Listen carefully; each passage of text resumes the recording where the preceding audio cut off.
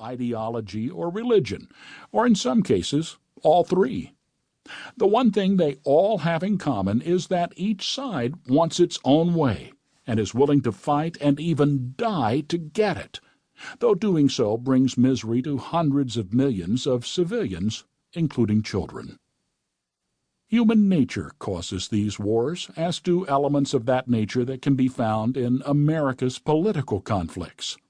While not armed conflicts yet, they consist of envy of what others have, greed for wanting what they have, and a sense of entitlement, indicating we should be given what they have.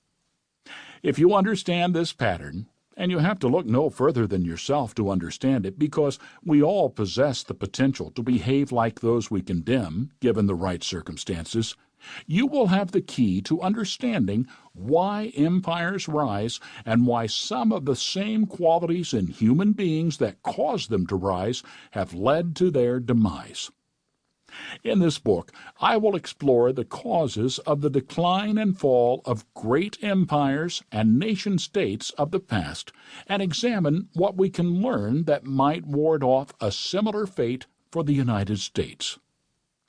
There is no guarantee that the U.S. is any different from any other empire or great nation of the past. But one thing is certain. If we do not cease behaving as citizens in those other empires behaved, our country will suffer the same fate they suffered.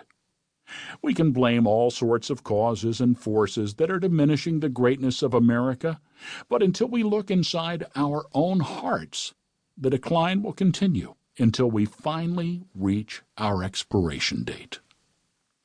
I am a journalist, not a historian or a preacher-theologian.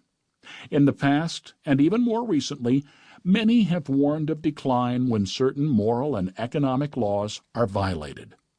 Many learned men and women have written scholarly and popular works about some of the subjects mentioned in this book. I do not pretend to be their equal. As a journalist, I observe what I see happening, try to make sense of it by arriving at conclusions based on what I see, and, in this case, offer some practical suggestions for how each of us can do our part in halting the decline I will describe. I believe we can bequeath to our descendants a nation resembling the one that was handed to us by our forebears. But for that to happen, we must humbly and honestly address the moral decay that plagues us. And we must begin today if we want to celebrate a birthday rather than grieve a funeral on July 4th, 2026. Introduction. If the end were near, what would you do? How would your life change if you knew the exact date of the end of the world, and that date was only a few years away? Just for fun, let's say you have received advance knowledge from a reliable source that on July 4th, 2026, the world will end.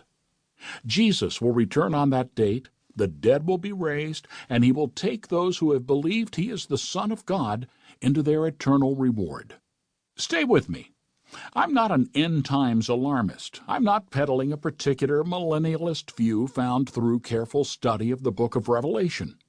I'm a journalist, not a theologian. So please humor me and use your imagination. Pretend you're a character in a science fiction novel. That giant asteroid we've all seen in the movies is on its way. Efforts to nuke it off course have failed, and it's too late to try to ship us all off to colonies built on far-flung planets. The only help we've gotten from technology is the exact moment the world will go up in flames, vaporizing everything and everyone. You may or may not have grown up in church, but you've heard the phrase "end of the world" through either sermons, sitcoms, or science fiction. The War of the Worlds was a famous radio drama in 1938. Some people listening to the broadcast narrated by Orson Welles on CBS believed it was fact. Many rushed out of their homes and into the streets, fearing Armageddon had arrived. There was a time when church folk took seriously warnings about the end times. In the 1980s,